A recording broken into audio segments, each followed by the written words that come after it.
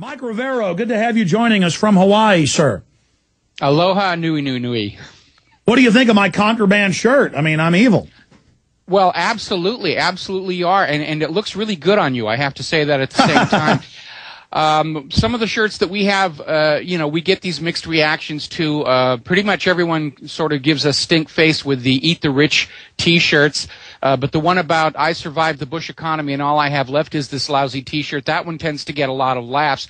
But while I was listening to you, I have a suggestion, and I'll probably do this on my T-shirts, and you should do it on yours, is just something where instead of sort of being this confrontational image of us and them, is to include them into the issue, such as bailout means you are now on the hook for $100,000.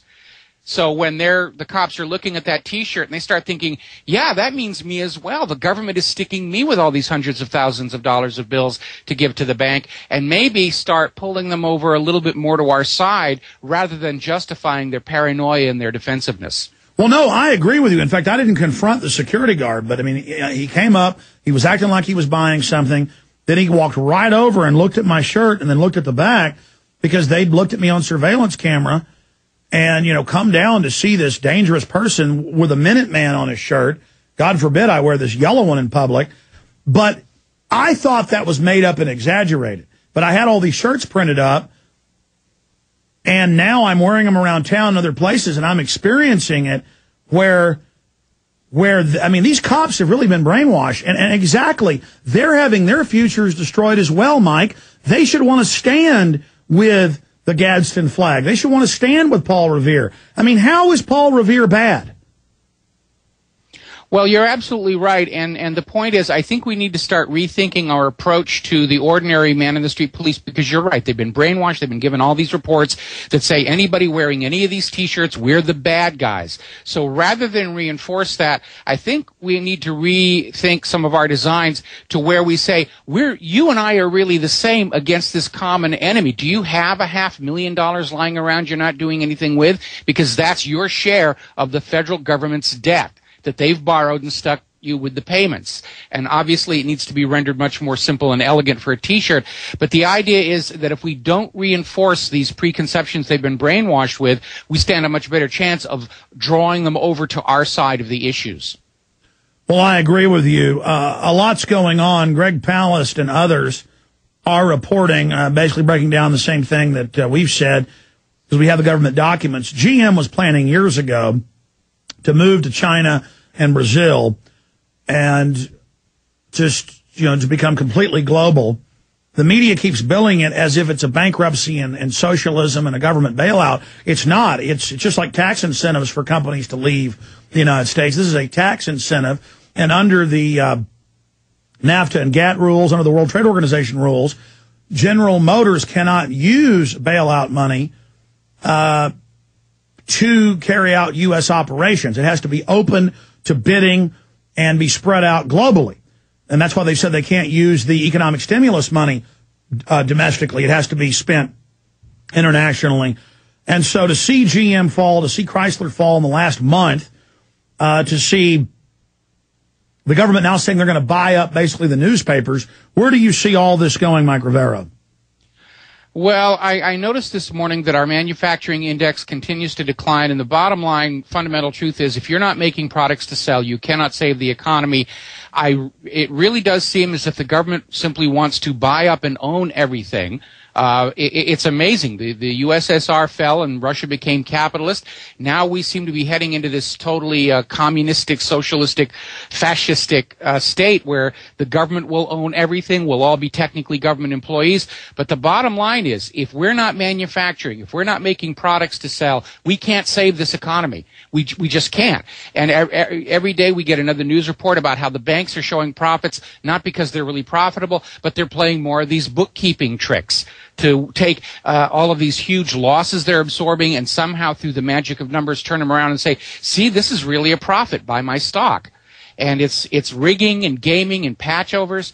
I don't think this economy can be saved, and I'm starting to come around more and more to this idea that you've been promoting, that this has to be intentional, that there's got to be something else behind it, because government is generally stupid, I will grant you. They can't be this stupid that they don't understand that taking the jobs away from working class America and the clients away from the middle class is what is pulling down our economy from the foundation upward.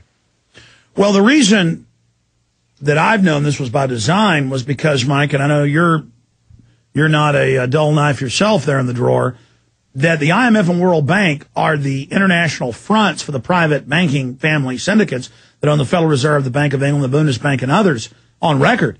And they go around and do the same thing they're doing to the West, they've done to third world countries in Latin America, in Africa, in Asia, and the Middle East.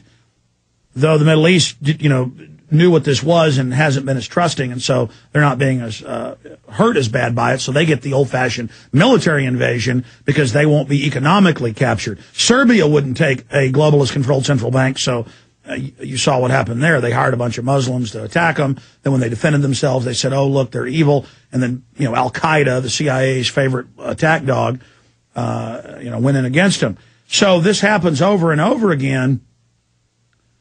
That's how we know that it's engineered. Then we have all their different IMF and World Bank documents where they talk about how they want to bring in this crisis to offer the solution. And George Soros is bragging about how he loves this. This is the culmination of his life. He's having a great crisis.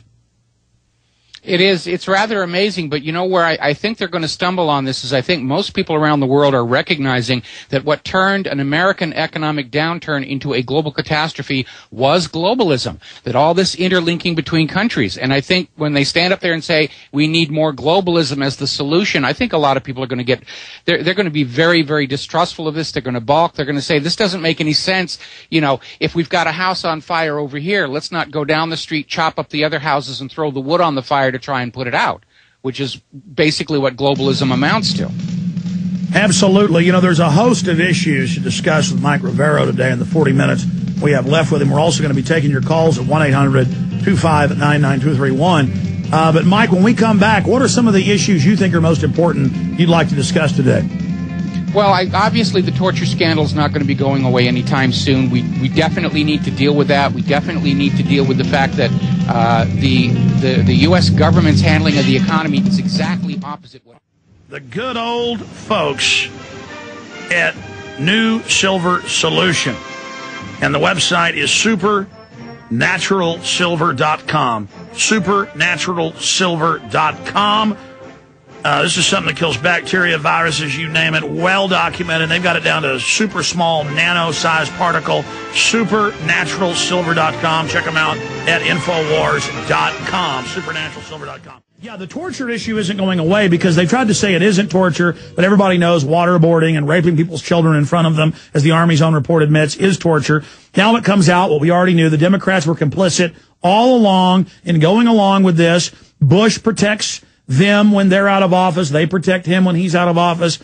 And really, I think the illusion that was Obama is now imploding. Even Lew Rockwell was on the show Friday, and he said he had supported Obama early on, believing all this crap. You had done that.